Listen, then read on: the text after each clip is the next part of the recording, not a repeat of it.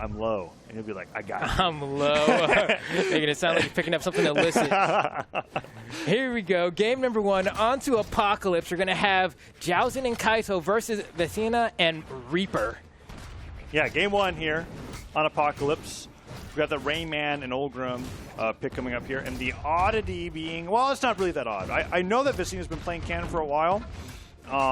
I was wondering if Vecinaa was going to lock in the Onyx because of that popularity. Yes. But there's like a very small era of Cannon players who all just said, I'm selling my soul to Cannon when Sidra came out, and because Sidra was the first Cannon legend, they just never picked up another one. Yeah, I think Vecinaa's it's weird. Yeah, I feel like it might be, maybe it's like a Jae-Yoon thing. Maybe it's just like the first legend with the sword. Yeah, you know, I don't really know what it is because, I mean, the Ninja was the same way.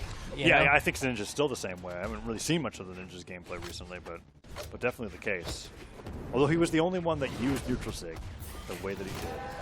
I love that. Oh, look at this. Team combo opportunity here. But Kaito managed to make his way through there. And Jaozin doing okay on the Olgrim. It's just Vecinaa that's holding on the longest. Okay, and yeah, racking up a fair amount of damage already. Vecinaa taking quite a chunk, but still has 3 stocks. And meanwhile, Kaito and Jaozin not nearly as healthy with 2 stocks and looking poised to lose it sometime soon. Oh, a double? Oh, and he puts on another slide charge. Neutral sig goes in for the blast downwards with that down sig. Sares him away. Jaozin, can he make it back? It looks like he just barely can. And they're going for this very extended edge guard, which might end up costing them for not going out and just coordinated as a team, focusing down one player at a time. Everybody was flying everywhere and they didn't know where to go, so they held on the center stage. And just like that, Vecinaa goes down. Okay, wow, that's air. That was sturdy. Yeah, it was a clunky hit there. Hits stage spikes in one direction, sends him flying the other. Now 4 stocks. Classes in session. Ooh. Anchor into the tentacle there. Does get the recovery on the way back, though, and I would say that Vecinaa definitely won out on that offstage interaction, getting 3 good hits just for an unarmed dare. Jaozin does take out that stock from Reaper, but this is looking great for the blue team. Yeah, this is looking a little dire if you're Team Red here. Granted, you can try to collapse onto Reaper if you really, really want to, but outside of that, not much room for error here. I mean, I guess you can also collapse on Vecinaa and try to bring him down to 1 stock as quickly as possible, but we're not seeing that happen right here. In fact, we're seeing Jaozin having a tough time. Almost a KO off the top. Runs the chainsaw, and that's going to be the final stock of Jaozin classic. You know, we watched maybe 15 different Olgrims today, and none of them held down to get the side of the stage, right? We did. We saw one. It didn't connect, though, I will say. That's it's one of my favorite things to do, especially when you see somebody recovering from high with no resources and they have to drift to the side of the stage. He just covers it, right? And the benefit of that is that with those chainsaw effect signatures, the power does not increase the longer that you charge it. I wish it did, though. Yeah, well, that would be broken, I feel like. I mean, is it? The trade-off is that you get to cover an area with the thing that the whole time. Yeah, right? I mean, if it's the whole time, it's like, wow, I held this for 3 minutes and you came in at 2 minutes and 59 seconds. I should do max damage. Yeah. No? I'm just saying. Olgrim's down sig had never done to the meta what Kaya's did. I mean, Kaya's has the same concept, right? It's the same concept, but I'm like, all right, we got to make Olgrim's faster or something, or the hitbox more outlandish. You want to see Kaya more Olgrim? Well, no, I don't. So I'm saying remove both of them. There we go. Yeah, just get rid of. And the only chainsaw signatures we get is Reno's down. Or give Ragnir a lot more left. Granted, in the next patch. He is getting it. But I need to see what that looks like in practice. I think it literally just sends straight forward now. I thought it said more vertical, no? Did it say more vertical? That's what I read, yeah. So I'm like, it's going to go like this now? Oh, unless I can't read. Well, wait, doesn't that go? That's weird. It fires this way, and it's I don't know. I have to look at it. Well, because he does the fire, but then he swings with his axe, right? So maybe the swing true. Now makes more sense. True. We'll see whether it's a good change or not. I haven't actually looked at it. I thought I remembered incorrectly that it was horizontal, and I think you're right. But whatever. Back to this. Where are we here in the set? We're on Western Air Temple, actually. And after a very strong showing from Reaper and Vecinaa, we've got a close start to game number 2. All right, and so far, I mean, Jaozin is going to be the one to lose the first stock of their own We still have Reaper hanging on with all three, but not for much longer. I can only imagine if a hit is able to land here. An unarmed recovery would probably be enough to get rid of Reaper here. And Reaper still hanging on here, throwing out these falling nairs, and they're doing a great job. They can't seem to get a hit on him. Wow.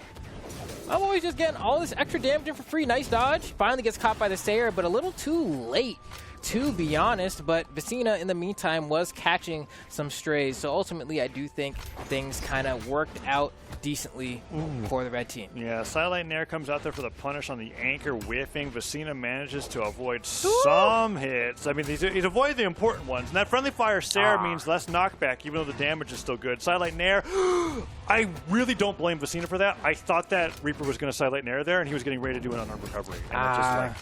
He did silent recovery. Who does that? You know what one of my favorite things is that we don't really see enough, that I did just see there, is like if you use Axe and you use ground pound right before you hit the floor. Yeah. You know, you like get the grounded animation. The grounded animation is like super useful. It's like the same reason I'll do like side air on Greatsword only when I'm at the floor, just to get the grand landing hitbox. It's very useful in scenarios like that where otherwise like another move may not hit in the way that you want. Oh, and he gets the alley-oop off of the neutral light. That was such great positioning from Reaper. Nice. Just like that, Jaozin does respond with a good hit, but it's still a... Whoa. Spot dodge a tentacle. Yeah, and then he did 2 silents in a row. Pretty brave. But he's stuck in a 1v2, and South America has shown that they've got some pretty darn good 1v2 punishes. They're already positioning for it. Neutral light comes after that. Sidelight Nair gets the side air, and Reaper goes for that landing ground pound, but I don't think that time he wanted it. I'm really surprised that we didn't see a gravity cancel D-light there into like a side air. I wonder if that's maybe what he was trying. Oh, whoa. All right, well. Okay. I was like, what are we doing here? Reaper just letting that down take grip. This is a very dominant best of 5. Yeah. Jaozin and Kaito did very well making it this far in the top 8, but this is one of those cases where it's like, okay, the names that I recognize are cleaning house. Yeah, it kind of makes me wonder, you know, well, I know what happened, actually, to the rest of the bracket. So it makes sense. It makes sense. Because I was going to say, yeah. I was like, there's some it's people that here. weekend, isn't it? Yeah, it is that weekend. And so it all tracks now. It makes sense. It looks like Kaito and Jaozin kind of made it to that point in the bracket where they run into the people that I'm not going to call it before it happens. No. But it's tough because we've seen it happen before where like the people that are constantly in top 8s, you turn into South America and it's like, oh, I see this guy. Well, I mean, Jaozin, unless that's like, I think that PR has to be misplaced, right? Unless Jaozin's actually, there's no way Jaozin's PR 8. Okay, I got confirmed that it's bugged. Okay. I was looking at that, kind of like, I was wait like, a second. dang, have I just been sleeping? No, there's no way. Yeah, no, because we spent a whole bit on it. Either way, yeah. I'm trying to think about what's going to happen here going into Game 3.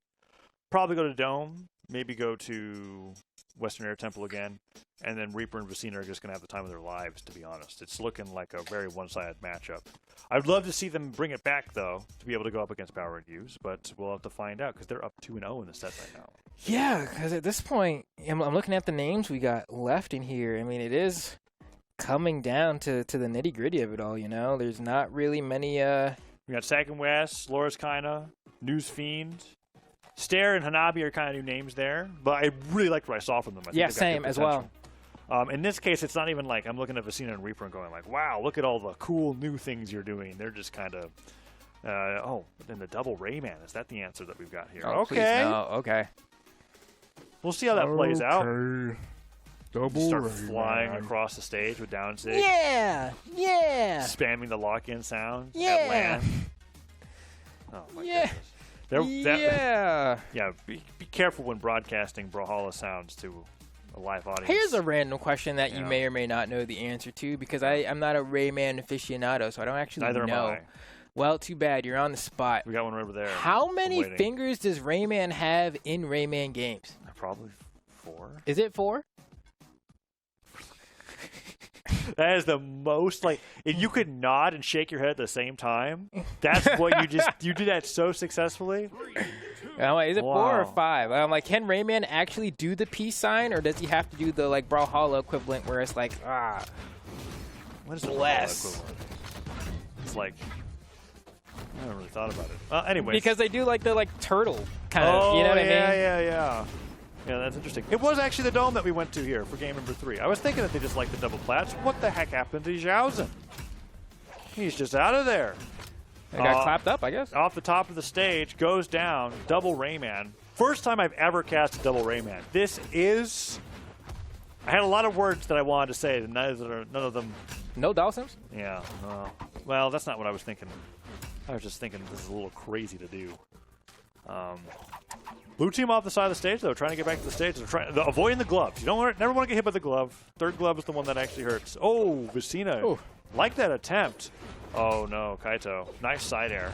Actually takes the lead. Double Rayman. Because there was a time where double Rayman was like, I won't say popular, but it was a thing. What are you... It was a thing. When Rayman had his meta moment, it was just, you know, there was a Rayman another meta flavor moment. of double axe, you know? And so it was gauntlets were really strong, and then they had axe, and then it was like, it was a thing. I don't know if that's... I believe you. It wasn't like double Bryn levels of popular. Yeah, it had to have been like a month pocket. Like, it could not have been, like, it just happened for a tournament. Yeah. Although Rayman did stay forever since then. Yes. I think. And that's what I'm thinking of. But when it comes to the double Rayman, yeah. Well, I think it takes a special kind of player to even specialize in playing Rayman to begin with, because I think Gauntlets and Axe are so different from how they play. One without morals. Rayman players. Yeah. We just have 2 on the same team. That's why it's so rare. Oh, the anchor comes through. Reaper does fully charge the recovery there. Nice. Vecinaa off the side of the stage. I love these gravity cancel neutralites into... Oh, ground pounds his Into teammate. what? He was doing gravity cancel neutralite and then diagonal chase dodge Sair. Oh. I heard it was into... He ground pounded his teammate and then like lost his stock. It was just a really disgusting thing that stopped my like entire brain. Got brain freeze for a moment. Yeah. Ooh. Not even lag. Brain blue screen. That's what happened to me audibly. Back to this. What's this? Oh, Kaito could be going down in just a few seconds, and that could just be 3-0. Oh, I like the neutral sig coming out from the Sidra there. Going to go ahead and convert into a stock loss now. Jaozin stuck in this 2v1, and honestly, this is probably the most realistic chance they've had of winning, but it's been ripped away. And that's going to be a 3-0. Vecinaa and Reaper are securing that one and punching their ticket further on in this bracket. Yeah, Good very for quick them. 3-0 for them. Nice showing from Jaozin, and Kaito got to learn how to say a new name. Yeah, same. Very worthwhile. Double Rayman was exciting to see. He's even got the, like, you can tell that there's no morals in this team.